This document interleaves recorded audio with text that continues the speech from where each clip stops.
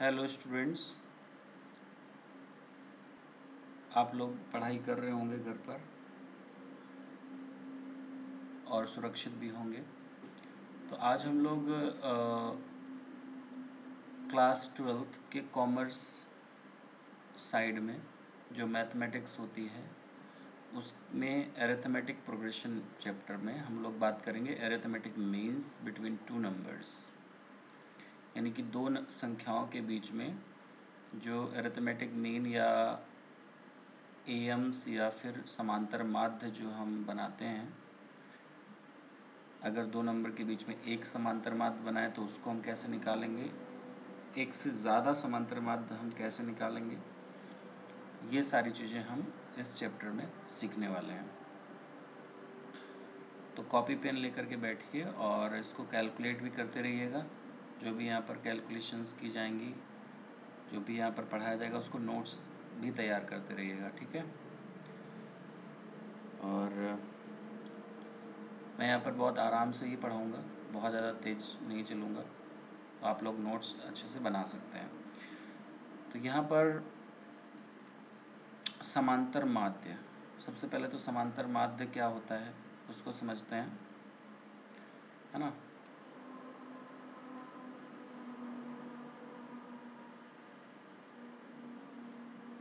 समांतर माध्य का मतलब है, जैसे मान लीजिए आपके पास दो संख्याएं हैं, ठीक है, ए और बी, दो संख्याएं हैं ये, और इनके बीच में एक कोई ऐसा नंबर आ जाता है, ठीक है। मान लेते हैं वो कैपिटल ए है। यहाँ पर इन दोनों के बीच में एक कोई ऐसा संख्या आ जाती है ए कि स्मॉल ए, कैपिटल ए और स्मॉल बी समांतर श्रेणी में आ जाते हैं, ठीक है। तो ए को ए तथा बी का समांतर माध्य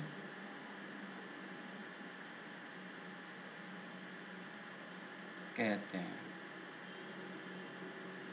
ठीक है। मतलब सिंपल सी बात है कि हम कैपिटल ए में से स्मॉल ए माइनस करेंगे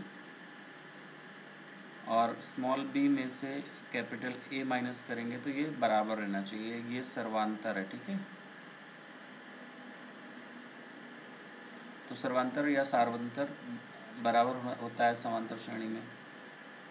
तो अब कैपिटल ए इधर ले आओ, स्मॉल ए इधर ले जाओ, तो 2a बराबर हो गया a प्लस बी। तो कैपिटल ए की वैल्यू आ जाएगी a प्लस बी बाई 2। मतलब सिंपल सी बात है कि a व b का जो समांतर माध्य होगा वो क्या होगा, a प्लस बी बाई 2, यानी दोनों संख्याओं का जोड़ बटा 2। तो ये दो संख्याओं की बात हो रही है तो उसमें समांतर माध्य ये आता है। अगर इसी तरीके से तीन संख्याएं हों ए बी सी, तो उनका समांतर माध्य a plus B plus C by 3 आ जाएगा। चार संख्याएं होंगी तो a plus B plus C plus D by 4, ये समांतर माध्य हो जाता है। लेकिन यहाँ पर हम दो संख्याओं के बीच में सिंगल समांतर माध्य की बात करेंगे या फिर दो संख्याओं के बीच में कई सारे समांतर माध्य की बात करेंगे हम।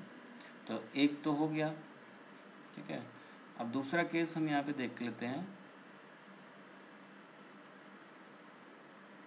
दो संख्याओं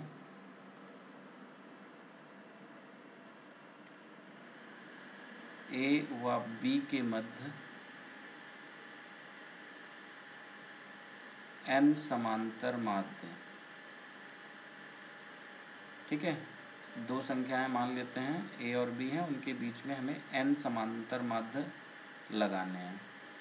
तो इसका कहने का मतलब क्या हुआ कि मान लो a यहाँ पर है और इसमें हमने फिर एक नंबर a1 डाला जो कि समांतर माध्य है, a2 दूसरा समांतर माध्य, a3 तीसरा है, ऐसे चलते चलते यहाँ पे an, क्योंकि हमें n समांतर माध्य चाहिए थे, और फिर ये b आएगा।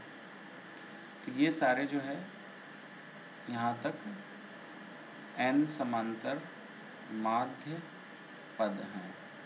ठीक है, तो ये समांतर श्रेणी आ जाएगी इनकी,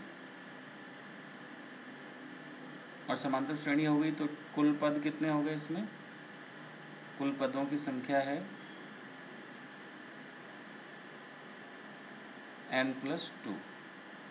ठीक है, जिसमें से ये वाला जो पद है वो अंतिम पद है, ये वाला प्रथम पद है। तो l बराबर a+n+2-1, क्योंकि n+2 टोटल पदों की संख्या है, इंटू d हमें पता करना है सारवंतर।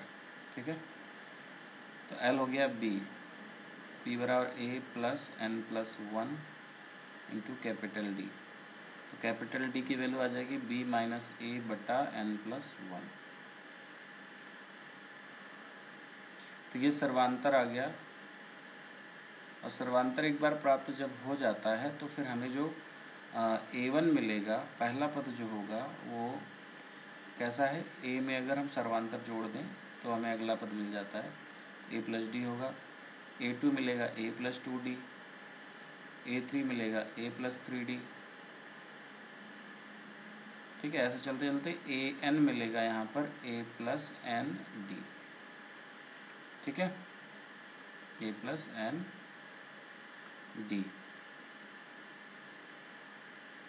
तो और जनरली अगर AR की बात करें, जनरल पद, तो AR बराबर होगा स्मॉल a+r कैपिटल D।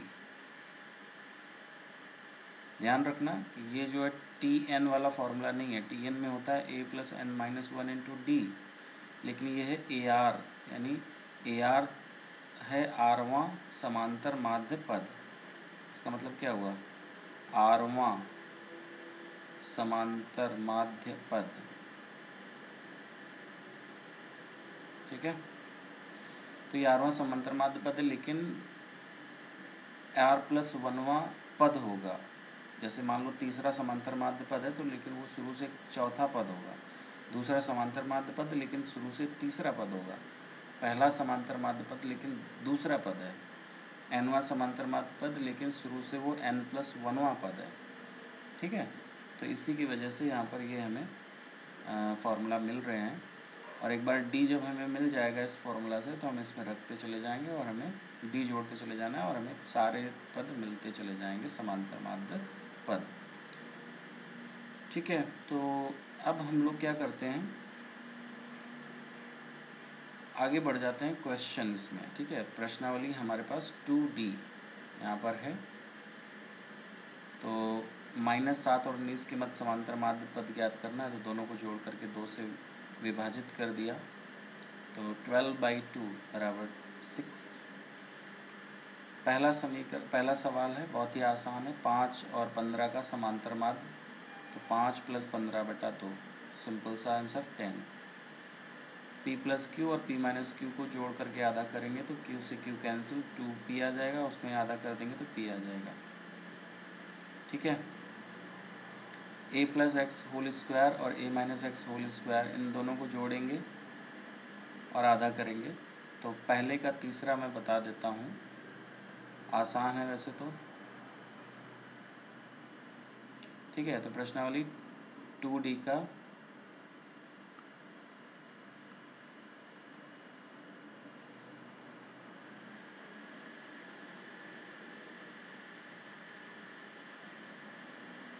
प्रश्नावली 2D में ये हमारे पास पहले का तीसरा,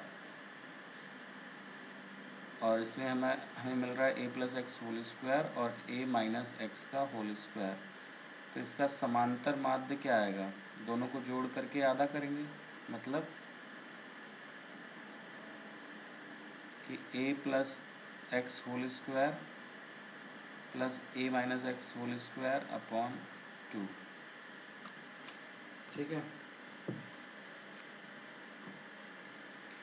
तो इसमें क्या होगा, फिर ये बन जाएगा a² + x² + 2ax, और ये बनेगा a² + x² -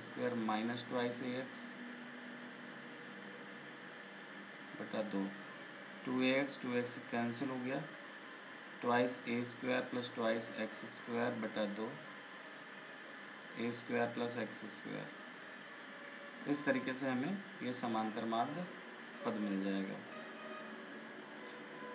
और चौथा है आसान है, 3.5 हो गया, 12.5 हो गया, जोड़ करके आधा कर देंगे 8 आ जाएगा। ठीक है, क्योंकि 12 3 15 और आधा आधा मिल करके 1 हो जाएगा 16, 16/2 8 आ जाएगा। सिंपल सा है।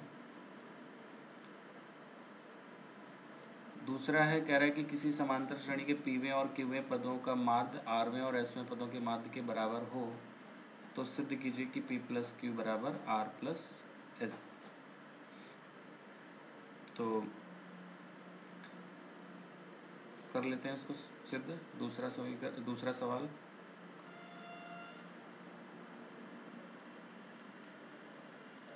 बाकी के उसके जो पार्ट हैं वो आप लोगों को करना है, सिंपल है। तो मान लेते हैं, माना प्रथम पद ए और सारवंतर डी है। ठीक है, तो इसमें कह रहा है कि T P plus T Q बटा 2 पीवें पद और क्यूवें पद का माध्य आरवें पद और एसवें पद के माध्य के बराबर है।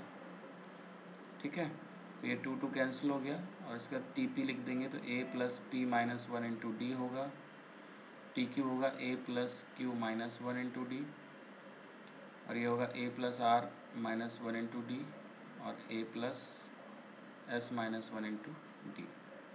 ठीक है, तो ए 2a आ गया, 2a plus P plus Q minus 2 into D, इधर 2a plus R plus S minus 2 into D, 2a cancel और एक बाद में ये डी कैंसिल हो जाएगा, तो p प्लस क्यू माइनस 2 बराबर आ जाएगा r प्लस एस माइनस 2, और ये 2 बाद में कैंसिल हो जाएगा, तो p प्लस क्यू बराबर आ जाएगा r प्लस एस। ठीक है, और यही तो हमें सिद्ध करना था। इति सिद्धम। ठीक है, तो बेसिकली ये जो क्लास है वो हिंदी मीडियम के छात्रों के लिए है, लेकिन इसमें अगर इंग्लिश मीडियम के बच्चे जो पढ़ना चाहेंगे वो भी पढ़ सकते हैं आसानी से। इसके बाद हम लोग आगे बढ़ते हैं। 2 और -18 के बीच में 4 समांतर माध्य पद ज्ञात कीजिए। तो A1 A2 A3 A4 4 समांतर माध्य पद ले लिए। छठवां पद -18 है, फिर D निकाल लिया, D -4 आया तो -4 बस जोड़ते चले जाएंगे 2 में, तो इस तरीके से -2 -6 -10 -14 आ जाएगा। तो एग्जाम्पल देखना फिर समझना। बाकी मैं तीसरा सवाल बता देता हूँ। इसमें कह रहा है कि -6 और 14 के बीच 2 समांतर माध्य पद ज्ञात करने हैं।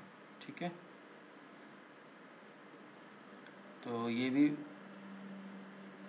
इसमें 2 ही बताने हैं, तो आप कर सकते हो। मैं 11 4th वाला बता देता हूँ, क्योंकि इसमें 11 समांतर माध्य पद निकालने हैं। तो ये वाला देख लेते हैं। फोर्थ के जैसा ही तीसरा होगा, और उसके जैसा ही 5वां होगा, और उसके जैसा ही छठा भी होगा। ठीक है, सब एक जैसे हैं। तो मैं चौथा बता रहा हूँ। 7 और 43 के बीच 11 समांतर माध्य पद।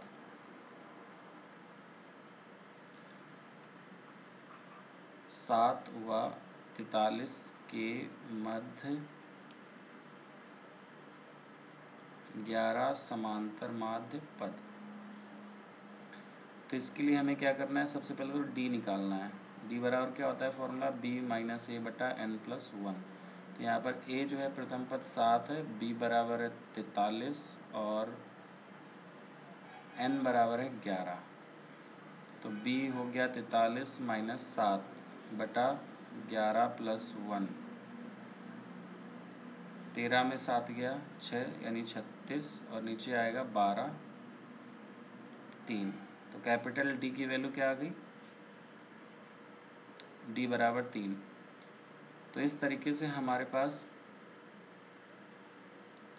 जो पद मिलेंगे, यानी कि पहला प्रथम पद जो होगा समांतर माध्य का, वो होगा a plus D. A plus D का मतलब हो गया 7 + 3 = 10। A2 आएगा A प्लस 2D, यानी कि 7 प्लस 2 गुणा 3 13। मतलब पहले वाले में 3 जोड़ते चले जाओ वो भी सही है। A3 आ जाएगा 16, पहले वाले में 3 जोड़ दो। A4 आ जाएगा आपका, फिर 3 इसमें जोड़ दो तो 19, है ना। ऐसे चलता चला जाएगा। तो कुल समांतर माध्य जो होंगे वो क्या आएंगे, शुरू होता है आपका 10 से, फिर 13, 16, 19, 22 एंड सो ऑन चलता जाएगा। लास्ट में 40 तक जाएगा, ये 40 तक, ठीक है। क्योंकि 43 आपका अगला वाला पद है तो उससे पहले 3 कम रहेगा, तो 3 3 जुड़ता चला जाएगा 40 तक, ठीक है। तो ये सारे पद, ये सारे माध्य पद हैं आपके, क्लियर। पांचवा कह रहा है 3.5 और -41 के बीच 17 समांतर माध्य ज्ञात करना है। तो डी के लिए b माइनस ए अपॉन 18 फॉर्मूला आ जाएगा। 17 + 1 तो 18, यानी 18 से भाग देना पड़ेगा। फिर वहाँ से डी मिल जाएगा। डी मिल जाने के बाद हम उसको ऐड करते चले जाएंगे, जोड़ते चले जाएंगे पहले वाले पद में, और हमें सारे समांतर माध्य पद ज्ञात हो जाएंगे। छठवें सवाल में क्या है, -35 से तथा 3a के मध्य 18 समांतर माध्य पद ज्ञात कीजिए।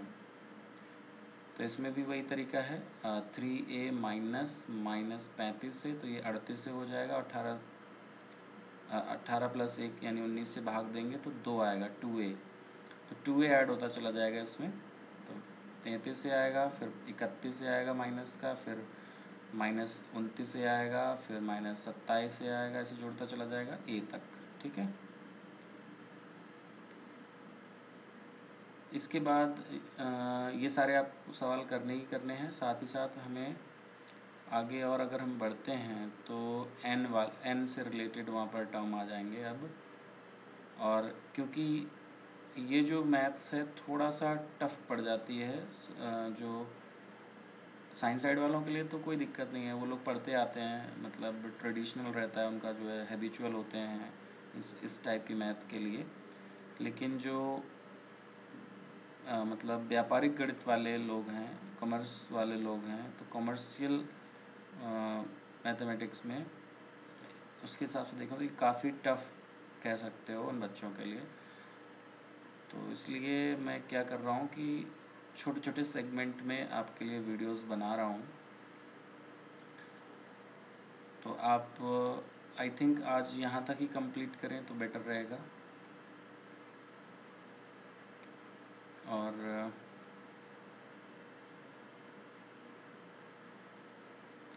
नेक्स्ट क्लास में हम फिर आगे बात कर लेंगे इन सारे क्वेश्चंस पर, ठीक है। 9, 10, 11 और